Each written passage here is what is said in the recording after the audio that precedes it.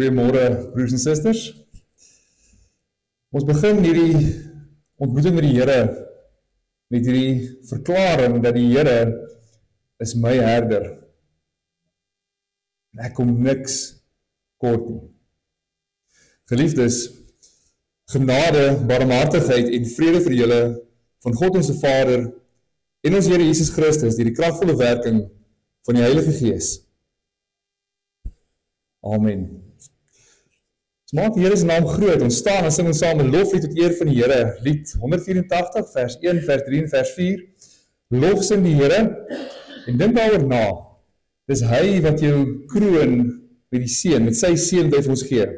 Almal kom nou saam en loof die Here. Kom ons staan en sing ons saam lied 184, vers 1, vers 3 en vers 4 en daarna kan ons bly staan vir die belydenis van ons geloof.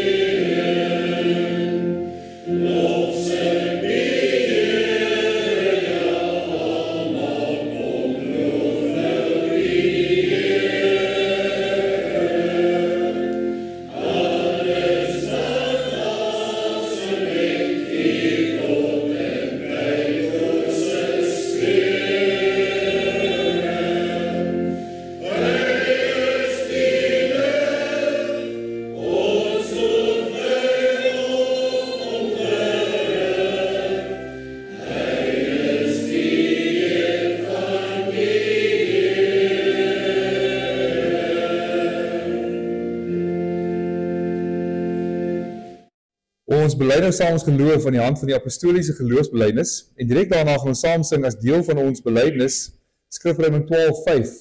En daarin bely ons dat Jesus Christus is waarlik God. Ons sing ook daarin saam dat hy ons bevry van ons sondeskuld en daarna gaan ons die wet van die Here aanhoor om presies te hoor wat die werk ook is van ons Here Jesus Christus. Ons bely nou saam ons geloof met hierdie woorde. Ek glo in God die Vader, die Almagtige, die Skepper van die hemel en aarde.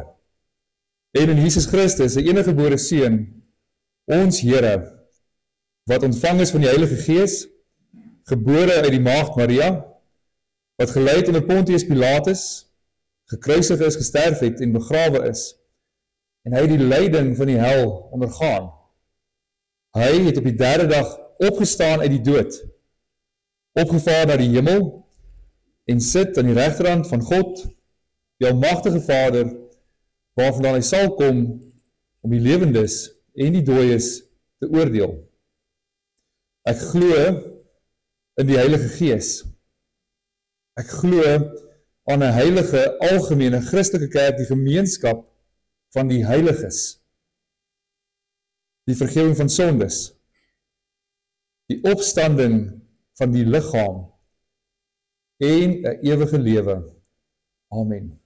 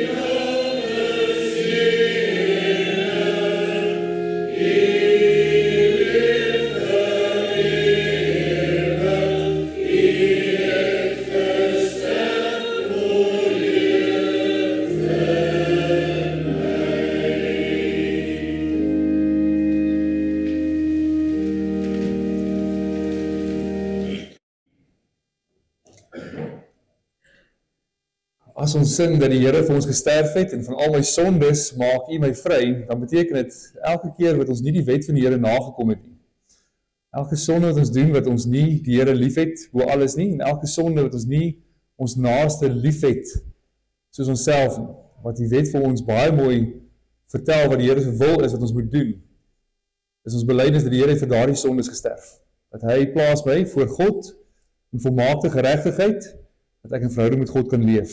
En kom ons luister in daardie lig ook, na die 10 gebooie. Toe het God al die gebooie aangekondig. Ek is die Here jou God, wat jou uit Egipte, uit die plek van slawerny bevry het. Jy mag naas my geen ander gode hê nie. Jy mag nie vir jou 'n beeld, of enige afbeelding maak, van wat in die hemel daarbo, of op die aarde hieronder, of in die water onder die aarde is nie. Jy mag hulle nie vereer of dien nie, want ek, die Here jou God, hy is onverdeelde trou aan my. Ek reken kinders die sondes van hulle vaders toe, selfs tot in die 3de en die 4de geslag van die wat my haat. Maar ek betoon my liefde tot aan die 1000ste geslag van die wat my liefhet en my gebooie gehoorsaam. Jy mag die naam van die Here jou God nie misbruik nie, want die Here sal die een wat sy naam misbruik nie ongestraf laat bly nie. Sorg dat jy die Sabbatdag heilig hou. 6 dae moet jy werk en alles doen wat jy moet, maar die 7de dag is die Sabbat van die Here jou God. Dan mag jy geen werk doen nie, jy, of jou seun of jou dogter, of die man of vrou vir jou werk, of enige dier van jou, of die vreemdeling by jou nie. Die Here het in 6 dae die hemel en alles daarin gemaak, en die aarde en alles daarop, die see en alles daarin. En op die 7de dag het hy gerus, en daarom het die Here dit as gereelde rustdag ingestel, en dit geheilig.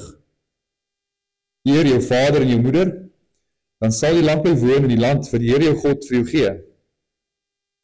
Jy mag nie moord pleeg nie. Jy mag nie egbreek pleeg nie. Jy mag nie steel nie. Jy mag nie vals getuienis teen 'n ander gee nie. Jy mag nie iemand anders sy huis begeer nie. Jy mag nie sy vrou begeer nie, ook nie 'n slaaf of slavin, 'n bees of 'n donkie, of enigiets anders wat aan hom behoort nie. Kom ons bid saam.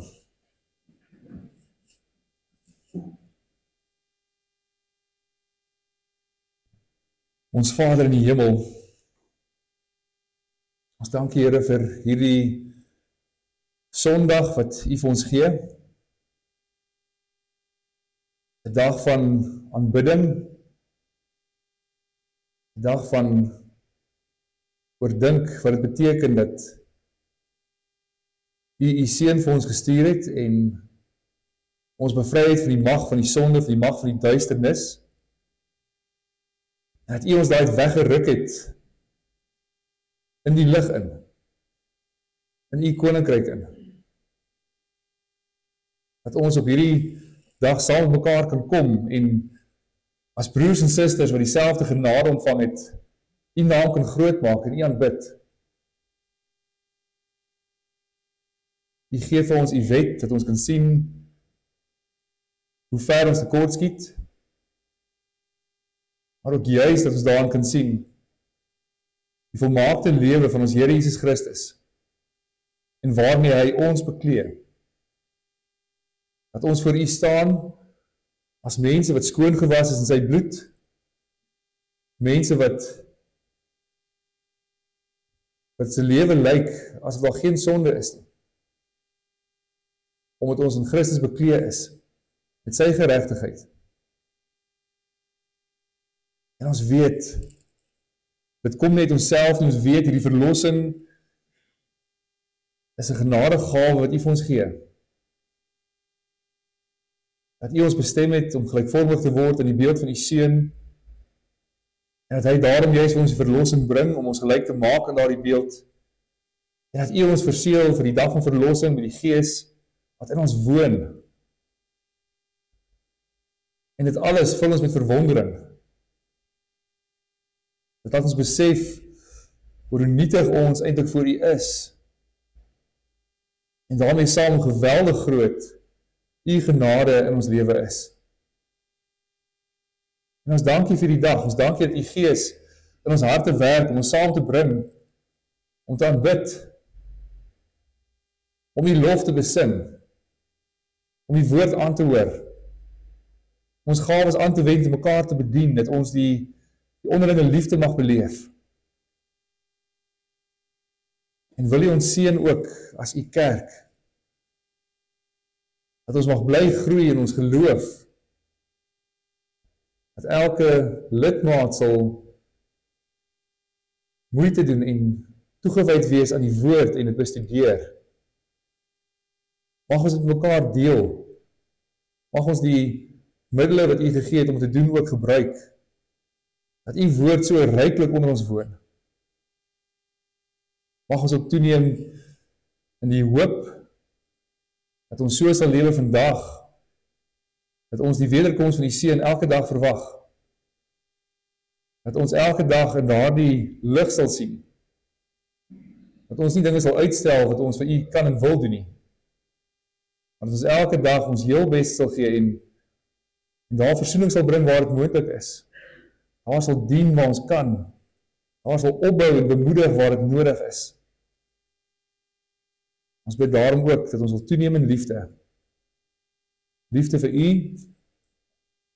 maar ook liefde vir ons naaste. Dat ons onsself sal afvra, hoe kan ons lewe en hoe moet ons lewe?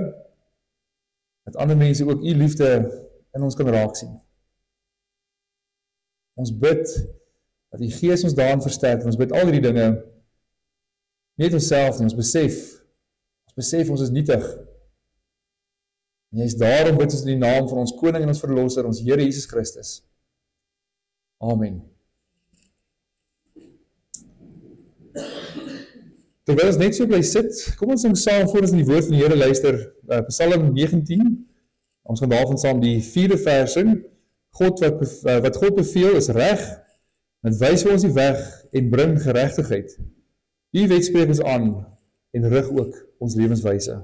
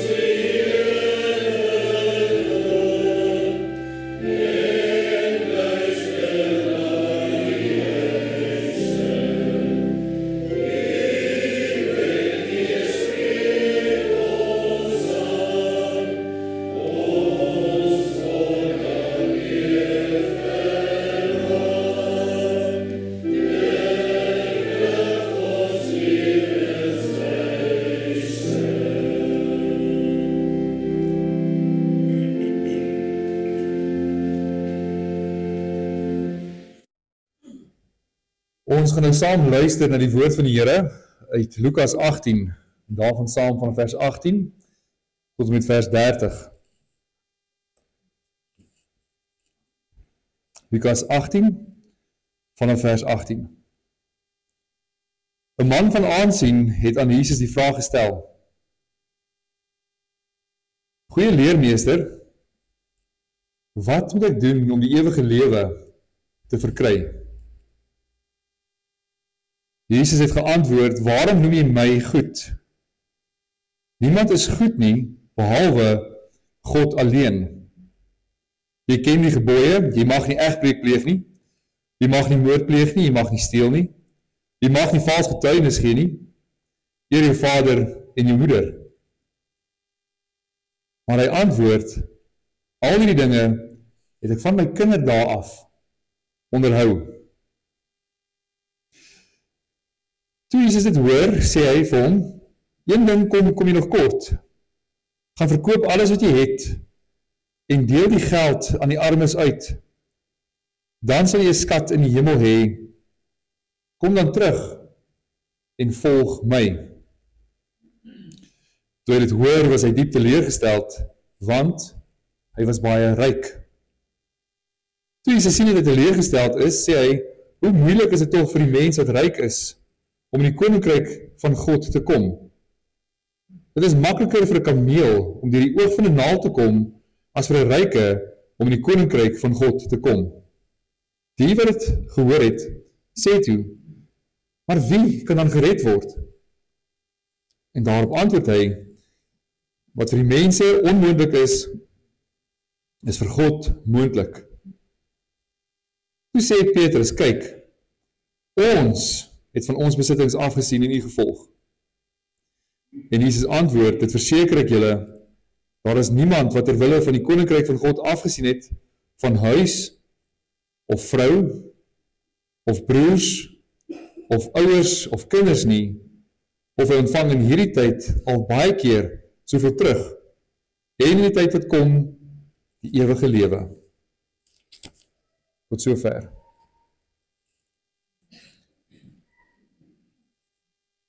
Geliefde gemeente, wat is die grootste ding wat die mensdom al vermag het? As mense moet dink aan ook samewerking tussen lande, as jy dalk dink aan ingenieursprojekte wat die mens al kon vermag en kon bereik, infrastruktuur wat die mens kon gebou het, mens dink dalk op individuele vlak, maatskappye wat opgerig is, die rykste mens in die wêreld, en wat hy al, hoeveel rykdom hy in sy lewenstyd vir homself kon bymekaar maak.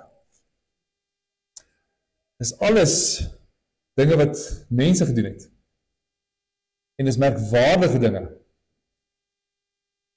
En tog is daar dinge wat die mens nie kan regkry nie. Wat geen mens in sy eie krag kan vermag nie. Oor die gedeelte wat ons nou saam gehoor het, hoor ons in 3 van die evangelies hierdie dialoog wat daar plaasvind tussen die Here en hierdie ryk man. En dan word in al 3 gestel dat daar 'n man vir Jesus genader het met hierdie vraag en dat hy geweldig ryk was. Volgens Matteus staan dat hy jonk was en ook volgens Lukas dat hy 'n regerder was. En wat kort voor hierdie gesprek gebeur het, is dat Jesus in 2 verhale en gebeure die mense geleer het wat ware geregtigheid is. En wat die ingaan in die koninkryk is, en dat daar koninkryk is waar binne jy moet wees. En nou kom daar 'n man en vra vir hom, maar hoe gebeur dit? So die man van aansien, die regerder, kom hom toe met die vraag, goeie leermeester, wat moet ek doen om dan ook die ewige lewe te verkry? Nou is eintlik niks vreemds om iemand goed te noem nie. Jesus het self voorgeleer dat 'n goeie boom bring ook die goeie tevoorskyn, en die ryk man is eintlik iemand van onkreukbare karakter. Ek dink as jy nou van die persoon van kleins af ken, en sê van kleins af kom ek al die gebooie na, eintlik iemand, 'n kind wat baie soet was, gehoorsaam was aan sy ouers, en regtig waar gedoen wat sy ma van vra, en hy het net mooi gelewe, en in die gesig van mense was dit eintlik 'n goeie mens gewees. En nou erken hy hierdie eienskappe ook in die Here. Hy erken die Here ook as iemand wat die wet van God onderhou. En dan antwoord Jesus hom met die vreemde antwoord, en hy sê, niemand is goed, behalwe God nie. God alleen. So wat Jesus hiermee sê, is dat die volmaakte goed, hierdie volmaakte goed, is die Here alleen. Ons weet ook, hy alleen is goed, en die oorvloeise fontein van alles wat goed is, want sy karakter, sy morele karakter is hy die absolute goedheid, volmaakte goedheid. En het kom ook van hom af, van sy wet, gee die Here vir ons daar die weerspieëling van sy karakter, van hoe dit in ons lewe moet lyk, as ons ook goed moet leef. Met ander woorde, die ryk jongman het iets van God se karakter in die wet gesien, hy self het ook uitgeleef en herken dit ook in Jesus. Jesus is goed, want hy onderhou ook die wet, en hy is ook sondeloos, en hy is ook God. Maar dan nou die ryk man het die wet volgens homself heeltemal getrou onderhou. En daarom moet hy in sy eie oë, moet hy in die koninkryk wees. Hy moet eintlik die ewige lewe hê, want hy kom ons al die wette van God perfek na. Maar die merkwaardige van hierdie persoon is, hy het hierdie bewustheid in hom, maar ek dink nie ek het die ewige lewe nie, ek dink nie ek is binne die koninkryk nie, ek besef iets ontbreek in my lewe, ek besef ek is nie so naby aan God soos ek moet wees, ek besef ek is nog buite waar ek moet wees. En hy besef dat in spite van al sy pogings, en hy die wet van kleintyd af nagekom, is hy nie daar nie. Hy het nie hierdie ewige gemeenskap met God nie. Ten spite van sy beste pogings, leef hy nog nie in hierdie verhouding met God nie. Dit laat hom nog steeds buite die koninkryk. So wanneer die ryk man dus na Jesus toe kom, met die stelling dat hy goed is, erken hy die aard van die saak, maar die Here is binne die koninkryk. Hy het die ewige lewe, eintlik is hy die ewige lewe, maar volgens hierdie persoon het hy die ewige lewe. En dat hy die leermeester is, dat hy die leermeester is wat die pad daarin van kan leer, en kan sê, maar hoe moet ek daar kom? Want hy wil ook wees waar Jesus is. En daarom kom soek hy die antwoord. En die wyse waarop hy die vraag stel is baie belangrik. Daar is hierdie natuurlike vloei in die teks van waar die man begin het met sy gedagtes oor wat hy self kan doen, wat ek doen, tot by die antwoord wat die Here gee, wat ons baie goed ken in vers 27, wat hy sê wat vir 'n mens onmoontlik is vir God moontlik. In ander woorde, die teks word die beweging doelbewus van die mens weggetrek, en eintlik is die bedoeling dat as ons hierdie lees, jou aandag volkom op God en sy werk gevestig moet wees. Jesus weet dan dat die man ken die gebooie. Hy weet dat die man weet, dis God se wil vir sy lewe. Hy weet, hy moet ten volle nakom om in die koninkryk te kom. En Jesus haal dan nou die gebooie aan, uit die wet uit die sogenaamde tweede tafel, die liefde teenoor my naaste, oor hoe sy lewe daarin moet lyk. En dan nou die vraag van hom gaan oor sy liefde vir God, dat hy in daai verhouding kan staan, maar hy haal nou al die gebooie aan teenoor sy naaste en al hy aan. Slegs handel oor hierdie verhouding, en hy sê, die Here vir hom, jy mag nie egbreek pleeg nie, jy mag nie moord pleeg nie, jy mag nie steel nie, jy mag nie vals getuienis gee nie, en eer jou vader en jou moeder. En nou sê die man, maar ek doen al die dinge al van my kinderdae af. En iets in die antwoord word herlei na die Joodse tradisie waar seuns op die ouderdom van 13 is hulle eintlik is daar 'n seremonie gehou vir hulle gewees, genaamd bar mitzvah, waar hulle eintlik maar of hulle eie godsdienstige verantwoordelikhede op hulle self geneem het. So as jy 13 geword het, het jy van self verantwoording geneem nou vir jou verhouding met God. So destyds was nog nie daai naam gewees nie, maar die gedagte is dieselfde. So van die eerste keer dat hy toerekeningsvatbaar is, het hy al die gebooie van God nagekom. Hy het volkome onderhou. En dan as 'n kantnota, dit lyk of die Here se antwoord hier vir hom sê, maar as jy die wet perfek nakom, is daar vir jou verlossing. En dit staan natuurlik direk in konflik teen Handelinge 16 vers 31, waar Paulus sê dat glo in die Here Jesus Christus en jy sal gered word. Nou is baie mooi besef dat Lukas het beide Lukas geskryf en Handelinge geskryf. Hy het dus beide die teksgedeelte geskryf, en wat hy aandui is dat indien 'n mens volkome die wet van God nakom, as jy perfek volgens die wet van die Here leef, dan het jy nie geloof nodig nie. Dan leef jy perfek na, dan is jy regverdig voor God. Maar juist omdat jy nie so perfek volgens die wet kan leef, juist omdat onmoontlik is om perfek volgens die wet van God te leef, die sonde het, daarom is Christus nodig, daarom is die verlossing in Christus vir ons baie belangrik en onontbeerlik. Want sonder dit is daar nie verlossing vir die mens nie, want die mens kan nie die wet van God volkome nakom nie. Maar voordat ons nou dink dat Jesus net eenvoudig aan die tweede tafel van die wet verwys, nou daar gaan die mens net sy naaste moet lief hê, is noodsaaklik om te sien wat die Here sê, en eintlik meer belangrik om te sien dat hy haal nie al daardie gebooie aan nie. Dat die tweede tafel, die sogenaamde tweede tafel wat handel oor die naaste, is daar 6 gebooie, en dat die Here net 5 van hulle aangehaal het. As een wat hy uitgelaat het. En hy laat het spesifiek ook uit. In Jeremia 17 vers 10 leer die Here ons dat hy deurgrond die mens se hart en verstand, hy toets dit, hy ken die mens dis deur en deur, hy ken die jong man wat hier voor hom staan, en hy weet, maak nie saak hoe opreg hy voorkom, en of hy nou sê van kleintyd al die gebouw onderhou nie, sy beste pogings is nog steeds met sonde bevlek. So wanneer Jesus sê hy kort een ding, dan beteken dat hy nie werklik al die gebooie onderhou het, soos hy voorgegee het nie. En die gevolge daarvan was, as hy alles onderhou het, was het burgerskap in die koninkryk, ewige lewe, maar die Here wys hom eintlik hoe ver hy tekortskiet, met sy menslike pogings. Die stelling is eintlik 'n verklaring om te wys, dat hy nie regtig gedoen het nie. Hy sê die Here vir hom, daar is een ding wat kort. Verkoop alles. En gaan gee al daardie geld van alles wat jy verkoop het, gaan deel dit uit vir arme mense, mense wat dit nodig het. En weer is nou gekant nota, die Here verwag nie van ons om al ons goed te verkoop en dan al daardie geld gaan uitdeel nie.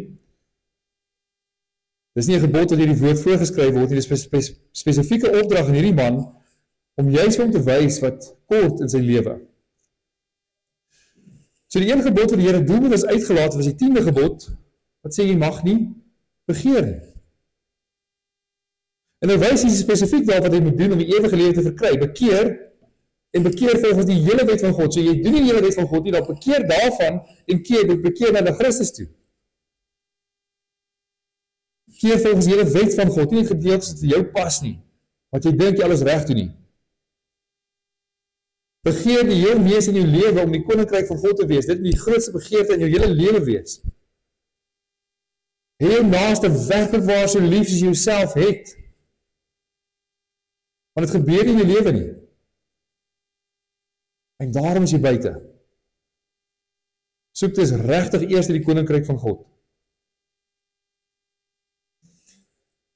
Waar die man met trots kon sê, ek doen en onderhou al die gebooie van ek jonk is,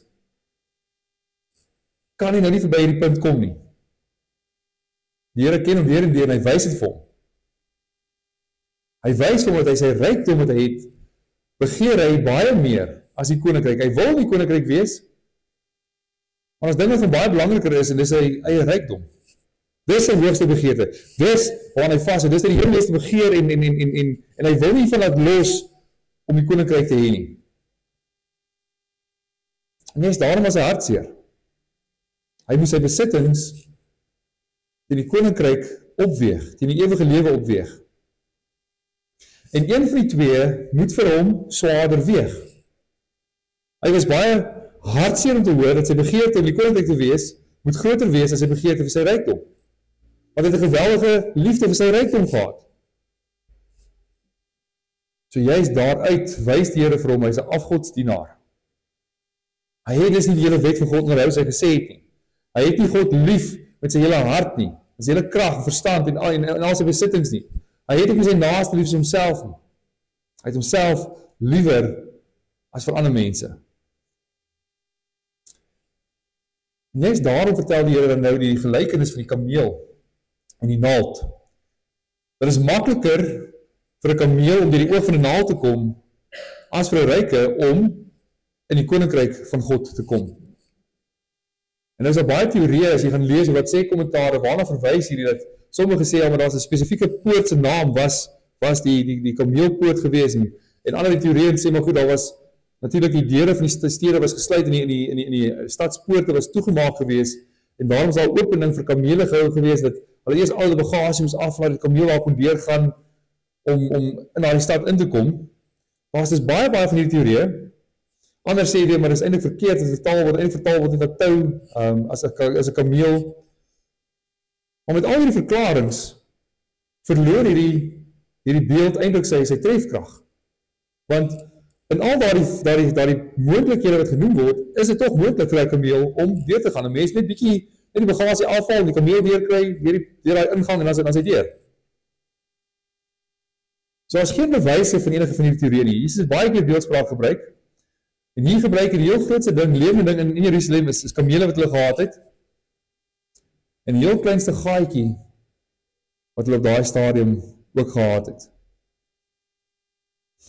So die klem val op die moeilikheid wat nog moeiliker is as die onmoontlike om 'n kameel deur 'n naald se oog te kry. Dis 'n geweldige taak wat gedoen moet word. Die Here sê dis vir hom, begeer God, begeer sy koninkryk, begeer God se teenwoordigheid in jou lewe, begeer God se seën in jou lewe. Begeer dit bo alles in jou lewe. Dis nog moeiliker om dit te doen, om dit self reg te kry, as wat dit vir jou sal wees om 'n kameel deur die oog van 'n naald te kry. As jy vandag moet sê, ons wil sê 'n blou walvis deur 'n sweetgaatjie te druk. Kan nie. Kan nie gebeur nie. En juist daarom word daar soveel klem gelê op die disippels se reaksie daarop in die evangelies. Markus en Matteus sê in die parallelle gedeelte, hulle was eintlik geskok. Sê maar, dit kan tog nie, dit is onmoontlik. Want Jesus wys wat eintlik menslik onmoontlik is, dit kan nie gebeur nie. 'n Mens kan nie van self daai ding net begeer nie. Lukas beskryf dat die wat dit gehoor het gesê het, wie kan dan gered word? Want dit lê in geen mens se hart om dit van self te begeer nie. So as dit van mense afhang, niemand nie. Met ander woorde, niemand kan regkry om 'n kameel deur die oog van 'n naald te druk nie. Wat ook te sê om iemand te bekeer, om weergebore te word van self. Om God se koninkryk so baie te begeer. So die argument gaan van die makliker na die moeiliker, dis nog baie moeiliker, dit sal nooit gebeur nie. Juist daarom in die woorde wat die Here sê, dat vir 'n mens is dit onmoontlik, maar by God is alles moontlik. Dus dis nie 'n frase wat ons kan gebruik en sê, as iemand siek is en sê, maar die dokters weet nie, maar tog is dit moontlik vir die Here om die persoon te genees, dit is so. Maar hierdie is nog baie groter, baie heerliker, baie ryker as dit, baie moeiliker is dit. Omdat iemand wat geestelik dood is, geestelik niks met God te doen wil hê nie, dat daardie persoon die lewe ontvang, die lewe gegee word. Nie net ryk mense nie, alle mense. Dis nie moeilik vir mense om homself te red nie, dis onmoontlik.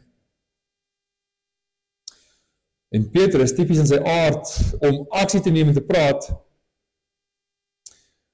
antwoord dan die Here daarop, en sê maar, kyk, ons het dit wel gedoen, en hierdie ons word beklemtoon, ons het dit gedoen, ons het klomp dinge agtergelaat, en let op, hulle het nie rykdom gehad hulle agtergelaat nie, hoewel hulle laaste vangs voor die Here hulle geroep het, sou dit baie geld werd gewees het, maar hulle het ander dinge agtergelaat, het gaan dus nie net oor geld en iemand wat baie ryk is nie, hulle het ander dinge agtergelaat en die Here gevolg. So, Petrus trek eintlik hiermee verband tussen die drie wyses waarop geloof in hierdie gedeelte uitgedruk word. Die ryk man het gevra, wat moet ek doen om die ewige lewe te beerwe? Jesus stel dan gelyk daaraan om in die koninkryk van God te wees, van die hemel te kom. Jesus en dan later Petrus stel ook om Jesus te volg. Want al drie dinge gee uitdrukking aan dieselfde gedagte. Dat om Jesus met jou hele lewe te volg, is om die koninkryk van God te wees, is om die ewige lewe te hê. Om aan niks anders vas te hou nie. Maar om die geloof hom te omhels. Maar as jy die beperkte, spesifieke claim in Petrus' stelling, want die stelling volg daarop dat Jesus uitgewys het dat die wedergeboorte om die lewe, of om die ewige lewe spesifiek te ontvang, is onmoontlik vir 'n mens, is God se werk. So Petrus kon hy gevra het, maar en uitgewys het, beteken dit dan dat God die onmoontlike in ons lewe gedoen het? Maar hy doen dit nie, gaan let wel dat die claim val op die mens self. Kyk, ons het dit gedoen. Wat beteken dit vir ons? En tog is daar ook 'n navolging aan die mense kant. Almal wat egter deur die evangelie geroep word in alle erns geroep. En die geroepenis moet na Christus toe kom. Sommige mense bekeer, maar ander doen dit nie. En wie wat bekeer kan nie die mens toegeskryf word nie. Asof hy met sy vrye wil van ander mense kan onderskei nie. Asof Petrus homself wil onderskei van die ryk, want hy sê, maar kyk, my wil, ek het u gekies, my wil is beter as sy wil. Dis die Here wat die mens kragtadig roep, dis die Here wat in 'n mens wedergeboorte gee, geloof en bekering skenk. Hy verlos mense uit die mag van die duisternis en bring hulle in die koninkryk van sy seun. En deur die kragtige werking van die Heilige Gees open hy die geslote harte, versag hy wat deur die sonde verhard is in die mens. En dis die werk van Christus wat deur sy Gees in die wil van die mens nuwe eienskappe instort. Hy maak die wil van die mens wat dood was, lewend. Hy maak wat onwillig was, maak hy gewillig. Wat ongehoorsaam is, maak hy gehoorsaam. Dis Christus se werk. Hy kan dit gee, omdat hy die kruis vir ons verdien het. Daar het hy die sonde oorwin, daarom gee hy het vir ons. En waar sondige opstandigheid vroeër volkome oorheers het, kom die Here deur die Gees en hy werk in ons wil. Hy buig ons wil om. Daar is hierdie geestelike vernuwing, hierdie vryheid wat die Here vir ons gee. Met ander woorde, ons wat die Here volg as disippels, ons wat hom omhels, sy weldaad omhels, om navolg, moet sien, maar dis eerste God se werk. Hy het die onmoontlike in ons lewe gedoen. Dis heel eerste die Heilige Gees ons wil ombuig, sodat ons hierdie omhelsing van Christus kan doen. En ons moet dit doen. Ons moet volg. Ons moet vir Jesus nou in hierdie lewe volg as disippels, omdat die Gees in ons werk. Jy is dalk as aan Petrus se opmerking in daardie lig sien, sê maar kyk, die onmoontlikheid in ons lewe plaasgevind. Ons volg U.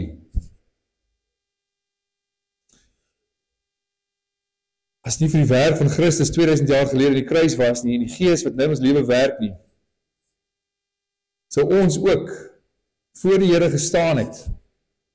Ons sou hom kon geraak het, ons sou net daar omgedraai het. As die Gees in ons lewe werk, en sal ons Jesus reg voor ons gesig sien, dan sal hom glad nie begeer nie. Hy wat die sonde van die wêreld kom geneem het, ons sal hom glad nie begeer nie. Hy sal vir ons bespotting wees, ons sal omdraai weg van hom af. Want die genade van die Here werk in ons, dat ons hom ken.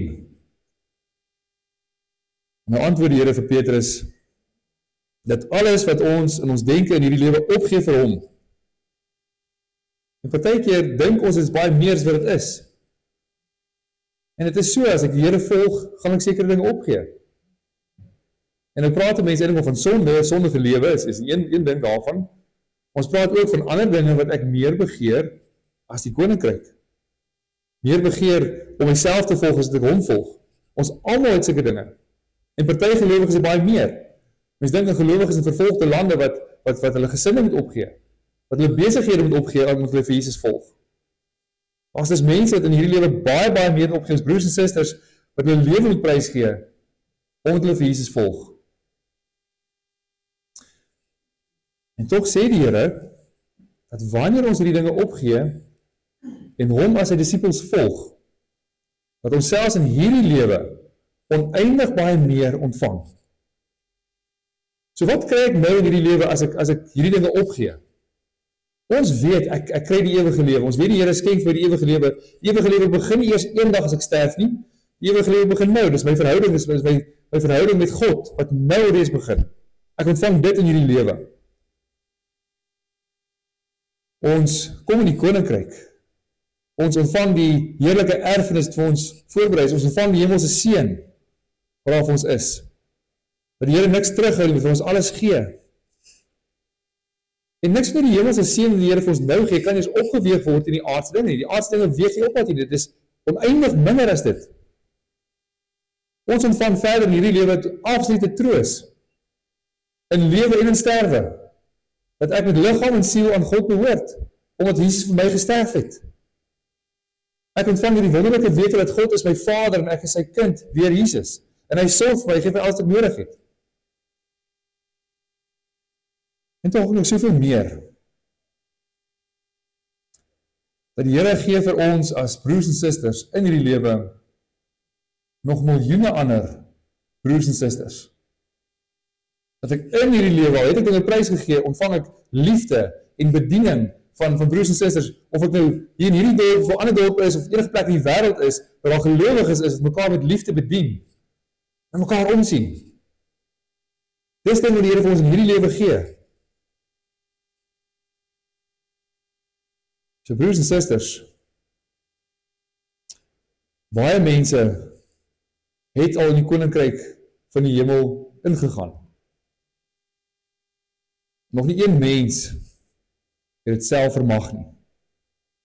En hy is daarom kom al die lof en al die eer, al die aanbidding aan God toe.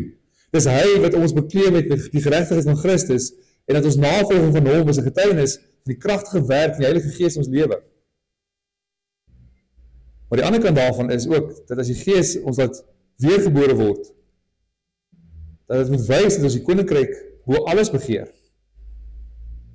As ek weergebore is deur die Gees, dan mag daar niks in die lewe wees wat ek meer begeer as my verhouding met die Here nie. Of dit nou geld is, of dit nou sekere verhoudings is, onvergewensgesindheid is, of dit is dat ek dit met sekere mense meng en sekere mense op neerkyk. Daar is niks in hierdie lewe wat ek meer mag begeer as die koninkryk van die hemel nie. Om Christus na te volg met alles in my nie. En dis nie 'n teoretiese antwoord, dis nie 'n teologie wat mooi klink nie, dis iets wat prakties moet gebeur, elke dag, elke oomblik van jou lewe. Waar jy leef en hoe jy jouself uitleef teenoor ander mense, dit sigbaar moet wees. Dat ek begeer die koninkryk van die hemel bo alles. En soms word jy in situasies geplaas, waarin jy kan wys, baie mooi, waar lê my hart? En dat ek daar deur die genade van die Gees ook kan wys, dat ek God se koninkryk bo alles begeer. Amen. Kom ons bid saam.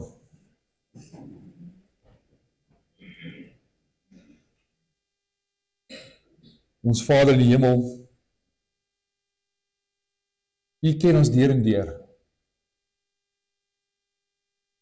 Ons kan niks in ons harte vir U wegsteek nie. Die gedagtes en selfs woorde wat ons dink en nog gaan dink en gaan sê, ken U alreeds. En ons bede is dat in ons harte sal werk, mag daar bekering in ons harte kom. Dat ons opnuut ons lewe sal kyk en besef hoe groot U werk is. Wat U vir ons deur die Gees gedoen het. Maar dat ons ook ons lewe gaan kyk en onsself afvra, maar hoe lyk my lewe? Hoe lyk dit? Wat is my grootste begeerte? Hoe lyk my volgeling? Lyk dit of ek U volg of ek myself volg? Dat ek volgens U wil leef of volgens my eie wil leef? En bring bekering. Help ons om te getuig, help ons om hierdie getuienis uit te leef in die wêreld daar buite. Dat we in ons lewens sal kan sien dat ons U koninkryk bo alles begeer. Dat ons U navolg met ons hele lewe. Gehoorsaam is, omdat U Gees in ons werk. Here, U ken ons, U weet hoe moeilik dit is. Hoe baie ons eie krag sukkel, nie regkry nie. Ons weet, by U is niks onmoontlik nie. Wek daardie begeerte opnuut weer in ons harte. Ons bid dit in Jesus naam alleen. Amen. Ons gee 'n geleentheid vir die gee van die liefdegawe en dit word gegee vir die emeritaatversorging van vandag. So wanneer dit afdraai, dit is vir predikante wat afgetree het, geëmeriteer het. Ons gaan staan, ons sing saam ten slotte Skrifreëling 11:4, daarvan saam vers 1 tot 3. Want salig is die wat arm voor God is, want hulle erf God se koninkryk.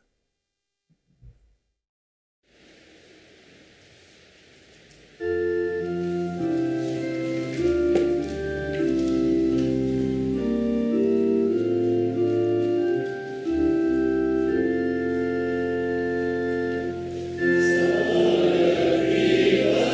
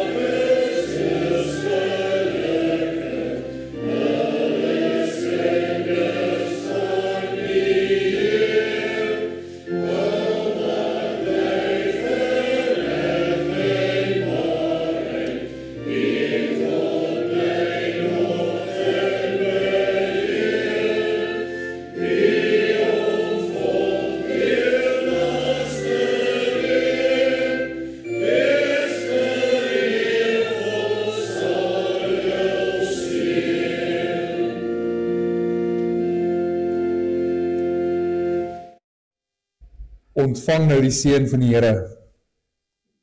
Die genade van ons Here Jesus Christus en die liefde van God ons Vader en die gemeenskap van die Heilige Gees is en bly by elkeen van u. Amen.